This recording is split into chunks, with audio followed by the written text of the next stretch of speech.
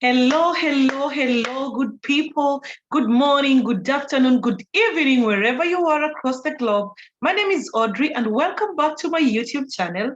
If you're new on this account, kindly hit that subscribe button, and I hope you will enjoy the sessions that we'll be having.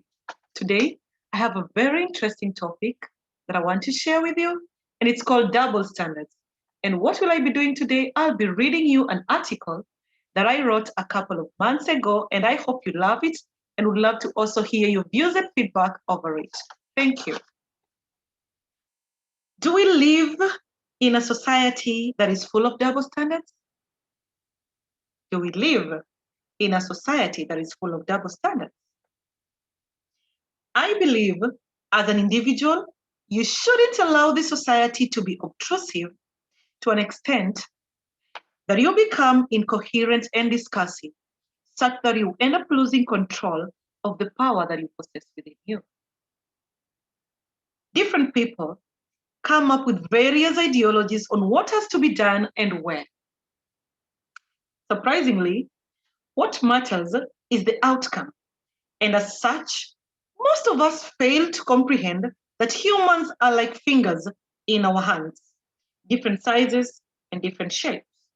We come in the same context, just like fingers of a hand, different culture, race, belief, motives, professions, ages, occupations, name them. And by so doing, what might work for one person might not necessarily work for another, and vice versa. But do we all sit down and weigh options? Absolutely no. Most of us want to subscribe to a particular ideology and be confined in its parameters without understanding that we have different potentials that affect how things occur or are run. For instance, there are people who work independently, others work as a pair, and some as a team. They set different objectives and achieve them simultaneously. Other people have to follow a particular stream of thoughts. Like go to school, get a job, get married, have kids, and blah, blah, blah. While others, on the other hand, will decide to get married first, raise kids, and then go back to school. Mark you, all these people have different success stories. Interestingly, society doesn't stop pressuring you if you allow it to do so. And like I mentioned earlier, it is full of hypocrisy. Let us look at this case scenario. I used to be very thin and skinny. No offense to the 1GB people, by the way, no offense. And most people would make fun of me. Oh, you aren't eating well. Oh, you were too skinny. We can even count your bones. Matter of fact, I was just growing up. I started eating. It's not like I wasn't eating. I started eating well. And then I had peace of mind. And now growing up, I started adding weight and in the right places. These same keyboard warriors, human CCTVs, couldn't hold their cool and comments escape their mouths. Oh, you were too fat. Oh, you need to watch your weight. You'll grow so big and look so weird. And other devastating comments, yeah, that I thought they should never see the light of day. To all intents and purposes, it took a toll on me. Yes, it did. Until I said, enough is enough.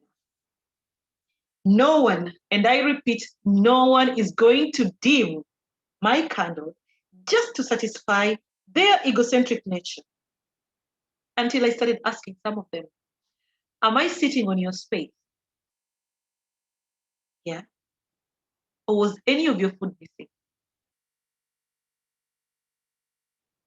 Just so I remind you right now, most people are facing and fighting weight issues. You see some of us admiring the petite ones, and they, on the other hand, admire the plump ones. What do we call this? Like some people go to the gym to lose weight, while some go to the same gym to add weight. Interesting, right? Well, I have learned to appreciate different people in the various forms that they come in. Learning about cultural diversity has also taught me a couple of things, but mostly it has boosted my open-mindedness. And by so doing, I have mastered the art of letting humans be humans and not trying to define them by a certain marking scheme. Let's look at this example again. A guy who is in a bad mood and loses his cool might be said to have a lot in his mind. But a woman being in a bad mood, she's in that time of the month. That's the posturing that comes with it. Let's look at one woman who has decided to pursue her career and has no intentions whatsoever of getting married. You won't fail to hear hawks. She's so self-centered. Oh, maybe she's buried. Oh, maybe she has no suitors. Strangely, find another lady who has opted to stay just at home and raise a family. Some orangutans won't stop murmuring behind closed doors. That one might be a baby-making machine. Isn't she aware of family planning? Forgetting that actually God gave man the mandate to multiply and fill the world.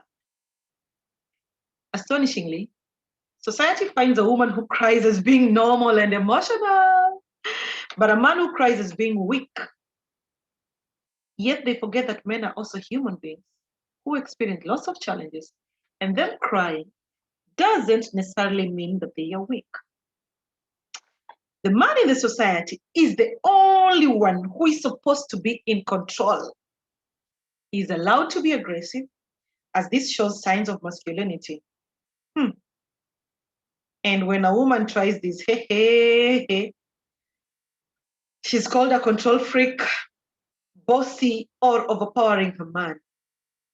On the other hand, the same man who is supposed to be the head of the family needs support from his wife. Oh, have you seen a head that functions without the neck? I don't know. I haven't seen it. Are in there situations where the man has bolted and the woman took charge of the family and things went smoothly, and vice versa? The same society says it is okay for a man to be polygamous, but I have an issue when a woman is polyandrous. Okay, back then in high school, I went to Shitoto Girls High School in Mumias. You have to Google that up because I don't expect you to know it unless it's Harvard. Anyway, it's a group of schools. Yes, it is. Did you just laugh? One day, I write about how bad I was in maths and chemistry and the kind of beating I got. Yet my dad, he's retired. He was a principal, but a teacher of chemistry and biology. Have you ever been to hell and back and lived to tell the tale? Could be the very reason I ended up as a teacher of English. Although that doesn't mean I don't know maths. I bet you saw me or heard me a couple of minutes ago using simultaneously. And I also know the difference between greater than and less than, and why they do not use lesser than in maths. Anyway, back to the story. I used to be a prefect, and society dictates that as a prefect, discipline is the most important thing. You had to be a role model. That's it. Though this was a bit tough because I am a free spirit. I am not ashamed to say that I was caught up on a few indisciplined cases, being a teenager and teenage lifestyle. And this actually shaped my behavior and mostly my decision-making skills because I learned from most of my mistakes. But that doesn't mean that all my classmates were indisciplined. Some were not. And some completed high school with no cases of even simple mistakes like noise making. But they were not prefects. I mean, they were just disciplined. I actually remember once being suspended for noise making alone, like I was making noise alone. But this was in Nangina Girls High School. But that is a story for another day because that woman, she had her own issues. However much I try to evade, these thoughts keep on lingering. You know, I teach teenagers, and most of them are super duper energetic. They have lots of energy, such that when my students are too quiet, I get worried and probably think that something is amiss. On the contrary, when they are too loud, I am the one who asks them to be quiet. One even asked me sometimes back, Miss, what is it that you really want from us? Because she couldn't understand it.